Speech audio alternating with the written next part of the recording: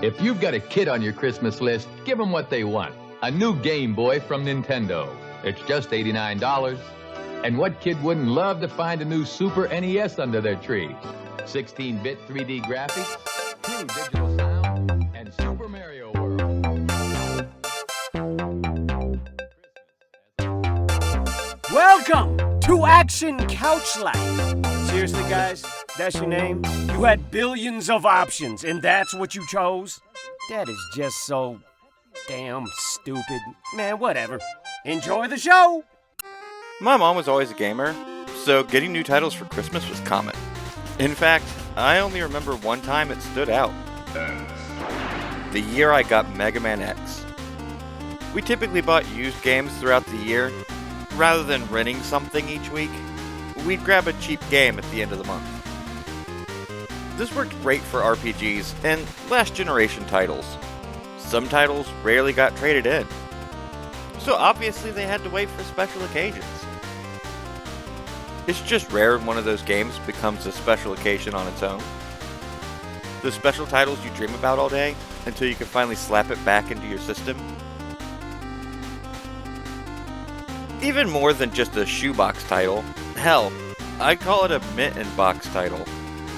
The kind you'd want a second copy, to never open and just bask in its cellophane-wrapped glory. Right. Sorry. The Mega Man core series has 4 main sets of games. Mega Man, naturally, X, Zero, ZX, and Legends.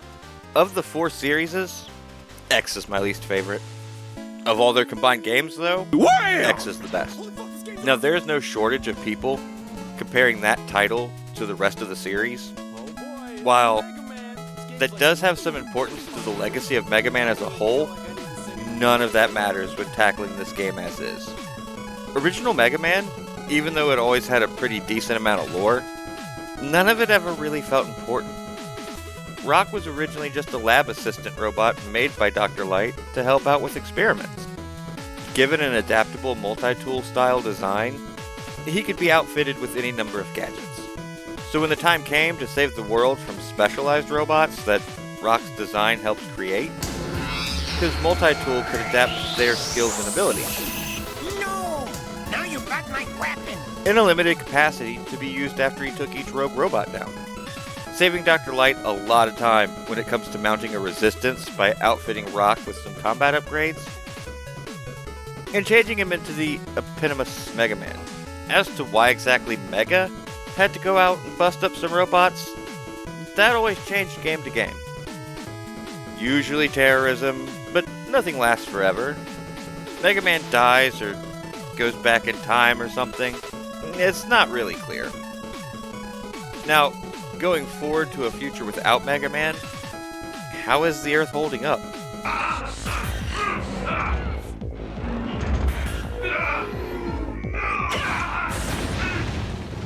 Poorly, it seemed.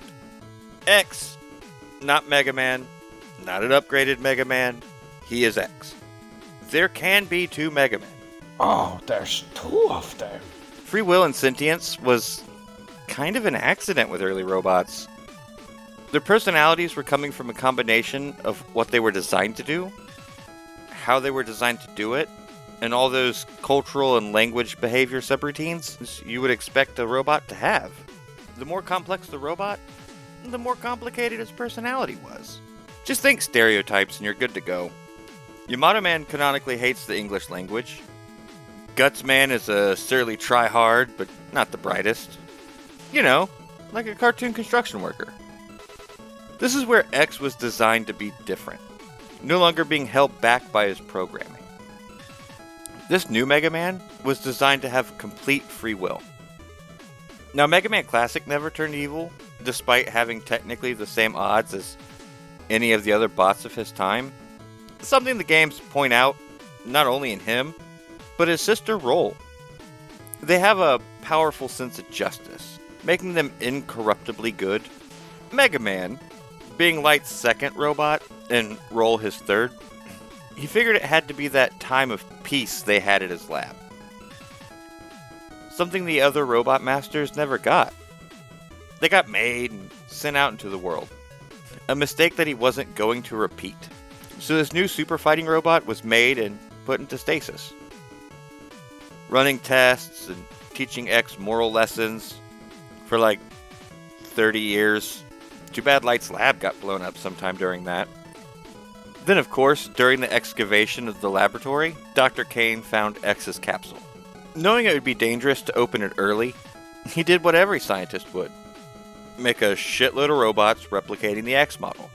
Turning them on instantly and sending them out into the world to do jobs and fight crime without any testing or downtime. Because that worked so well in the past. This brings us to the start of X. As I said, none of that is needed to appreciate the game. The opening explains the important bits itself. I only brought it up for the greater context, that and it's an interesting bit of lore, often overlooked when discussing the differences between robots, which are the classic bots, and Reploids, the robots made after X, in terms of their artificial intelligence. Cutman might have become a terrorist, sure. But no matter what, he still would be compelled to cut trees. He couldn't just decide to not cut trees. Likewise, these new Reploids had no hard-coded rules against just ripping a baby in half. Not that the old bots couldn't choose to let someone change their programming. But even then, it still required a manual upgrade. That is, until a virus was made to do that automatically. Which, get used to that idea. Viruses that make you evil might be grounded in Mega Man Classic, but it's a driving point of the X series. So we got that bit out of the way. Let's push a little deeper. The characters in X are the whole focus of the series.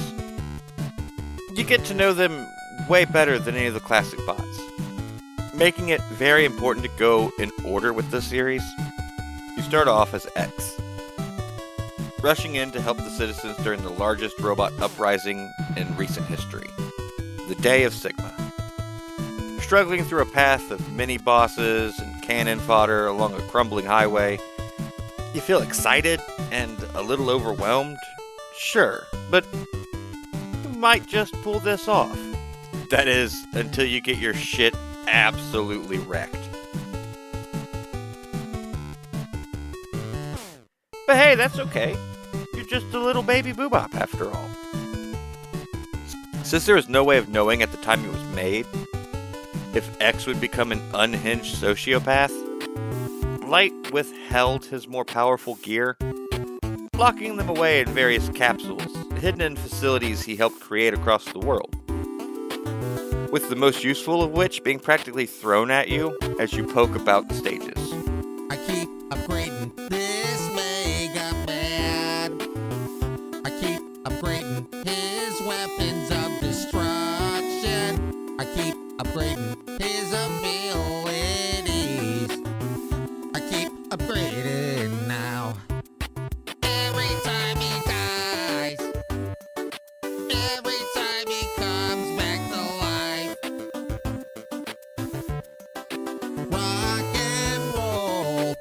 I mean, can we take a second here to appreciate my favorite feature of X?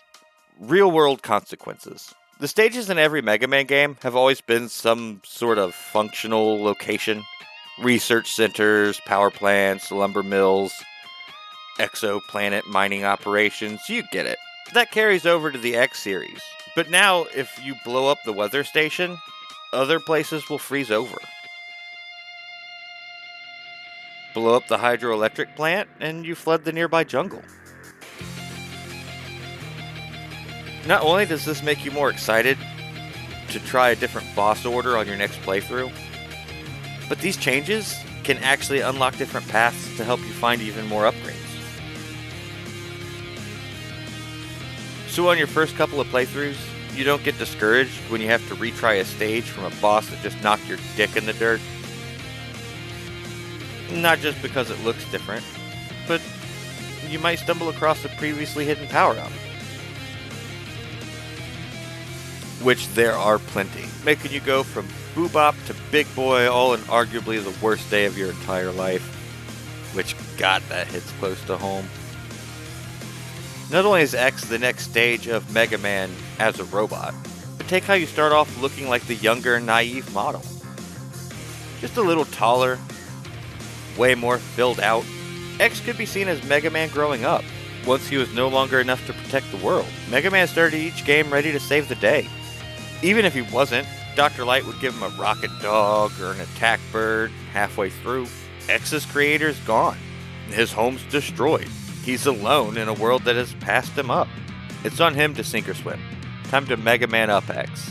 Like, you aren't even requested to do this mission. Later games will see X in a command role, but not here. So if you need any help beating a boss, you have to figure that out on your own. You find their weakness. Or just go grab an upgrade.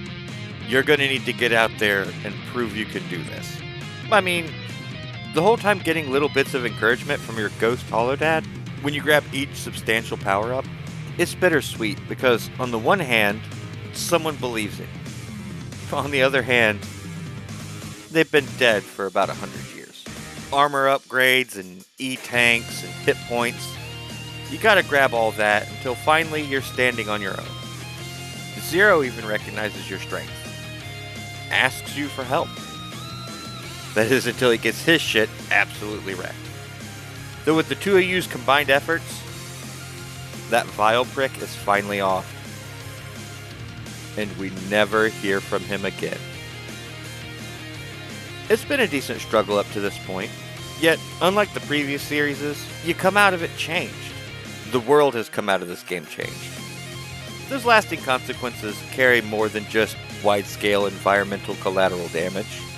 While you go off to beat the big bad and his dog, the game has subtly hinted that Reploids can be repaired. So, too bad Zero sorta exploded everywhere, and you didn't take a few minutes to pack him up. So he's stolen. In X2, not only do you have to take up Zero's old job, but you have to deal with getting him rebuilt. Either by you, if you bother to grab the parts, or the baddies, if you're a lazy little ingrate. The X series keeps a fairly consistent narrative start to finish, which should have been X5, but that isn't what this is about. This is about a game who not only teaches you through playing, no, it tells its story with its gameplay. That and nominal amounts of text boxes, which never once made me start button mashing to get through the text. When it does decide to drop some lore, it does it at a time when you're excited to see it. Either punctuating what you just did, or setting up events to come. It's been said many times before, but there's a reason people call this game a masterpiece. It's the pinnacle of action platforming. Approachable difficulty, beautiful art style, fantastic thematic music, and not only a solid standalone title, but a perfect addition to the previous franchise that birthed it. Not to oversell it, or abuse a tired cliche, but Mega Man X is the Citizen Kane of video games. Rosebud. Yes, rosebud frozen peas. Full of country goodness and green penis. Wait, that's terrible. I quit. Just a handful for the road. Oh, what luck. There's a French fry stuck in my beard. Oh, yeah. There are very few things one could find to say negatively about this game, outside of personal tastes. Sure, it feels its age in plenty of ways. I won't argue against that. Even so, at a casual level, it's still incredibly enjoyable. But as an example of game design, it's a masterclass in and of itself. Okay, pretentiousness aside, if you never played it before, you should. Even if it's been a few years, go back. I'm sure you'll come out of it with something. So yeah, thanks for another fantastic year here and on the site, with an extra special thanks to our patrons. Until next year, stay comfy, friends. I don't know. I mean, I just kind of felt like it's Christmas, you know, maybe do something about Mega Man and Mega Man X and Xmas. I hadn't made a video in a while. And I thought, like, you know, hey, do a Mega Man. It'd be fun. But like, even then, I just kind of only talked about classic Mega Man. I didn't really talk about Mega Man X much, but you know, it's fine. It's whatever. Let's just I'll do something again later. It's fine. They won't remember how bad this one was.